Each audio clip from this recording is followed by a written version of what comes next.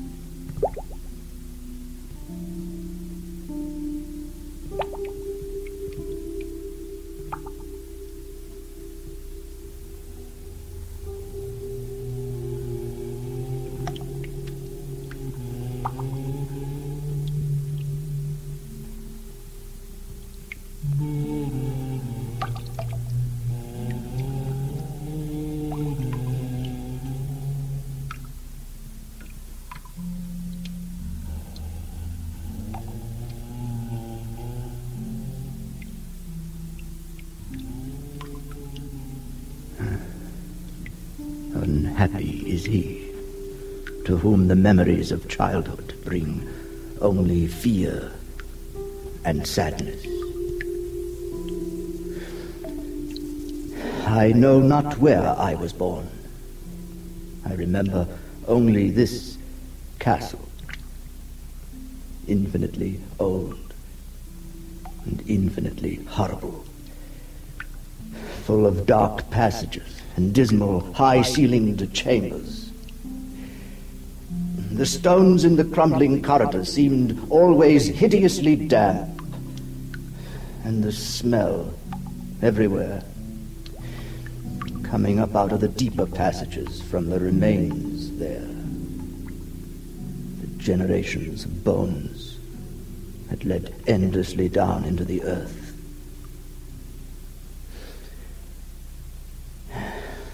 The light was a dim and uniform gray, throwing no shadows. Outside in the forest, there was no sunlight able to come through the trees. The branches thickly interwove overhead, cutting out all sight of anything above. Except there was one black tower of the castle that reached beyond the trees. It rose up inside into a dark and inaccessible height. There was no stairway. It could not be ascended save by an impossible climb up the sheer wall, stone by stone. I must have lived in this place all my childhood, but I cannot measure the time. Someone must have cared for my needs. Yet I cannot recall any person except myself, or anything else alive. I think that whoever nursed me must have been terribly aged. My first conception of a living person was of something distorted, shriveled, decaying. I remember there was such a corpse. I often went to it with a feeling of reverence and attachment. It was a woman, ancient, lying as she had died, partly eaten around the throat and chest, the terrible gesture of horror in her sprawled position and opened mouth. I would sometimes roam the passage where she lay. I seemed to be drawn there. I wanted to kneel before it, to lie my head against it. Once I recall, I reached out to touch her, and she seemed to draw away in horror as if some instinct of recoil had penetrated to the very bones of the hideous thing. It fell off the ledge, breaking apart on the stones below. I dared not touch her again. Otherwise, to me, there was nothing grotesque in the bones and skeletons that populated my world. They were to me more natural than the colored pictures of living people I found in many of the ancient books that lined shelves and piled corners. From such books, I learned all that I know. No teacher urged or guided me. And I do not recall hearing any human voice in all those years, not even my own. Although I read of speech, I had never thought to try speaking aloud myself. I felt conscious of youth because I remembered so little.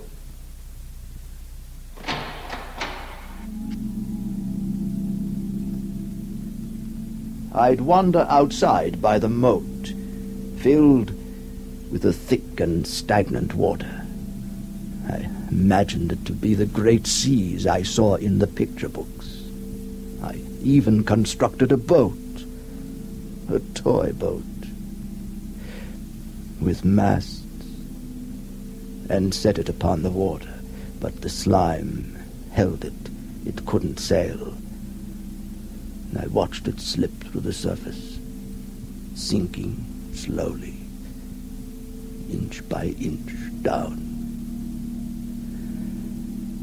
down till it disappeared. Across the moat, under the dark, mute trees, I would often lie and dream for hours about what I read in the books, and would longingly picture myself there in the sunny world beyond the forest. So long, and now nothing will separate us. Nothing. The pictures would fade. They were not real. Oh, I wanted to make them real. I'd try to escape the forest. I'd run. I'd run, but the farther I ran from the castle, the more dense became the shade. The thickness filled me with a terrible fear, until I forgot my search and turned back.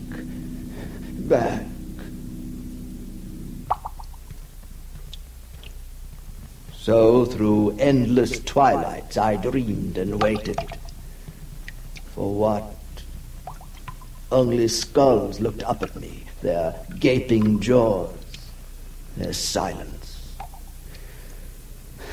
In my madness I'd crush them. Who put me here? Why? My longing for light grew so frantic I could rest no more. The tower that reached up into the dark absorbed me. I stood beneath it and raised my hands into the abyss. There must be a way. There must be.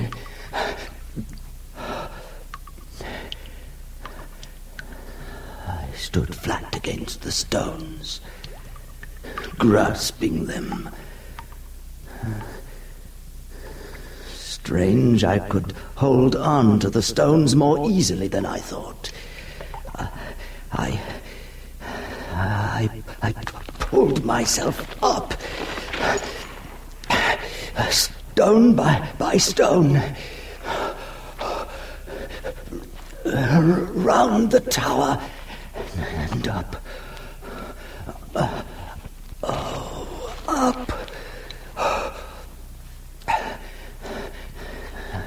stopped and looked above. There was no end to the darkness. Below, the dim light seemed to be fading. But I had no fear. Oh, no fear. No fear, only great anticipation. Why hadn't I tried before? There were ledges in the rock, and places to hold. Places to hold.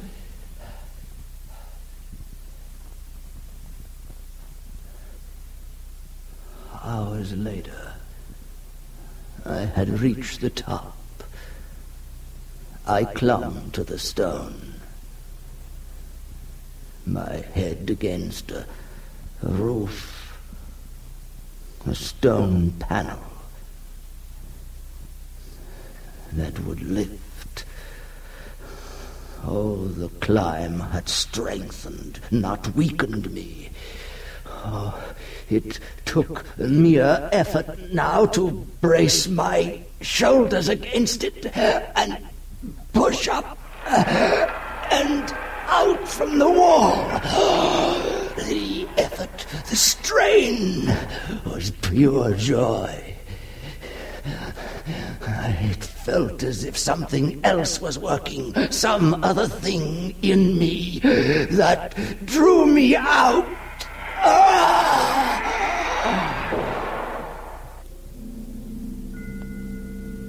I was out. The stone had fallen shut, but I had reached the outside.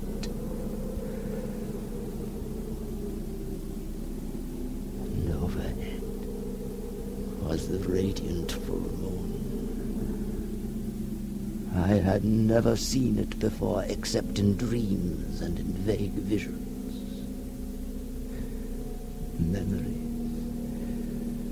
Ah, sweet light fell upon me like...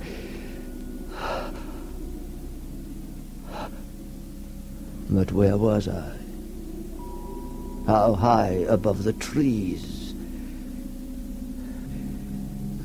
It seemed I was on a stone platform, but vast,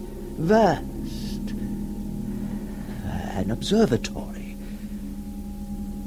But there were columns about, broken, and beyond the platform other stones, small ones with inscriptions and dates. Between the stones, Earth. There stretched around me nothing less than the solid earth, housed with marble slabs and columns, and overshadowed by an ancient stone church whose ruined spires gleamed spectrally in the moonlight. The earth. The earth. Was this insanity? Or dreaming? There was a familiarity. Oh, but no, this was the world, and I would go forth to meet it.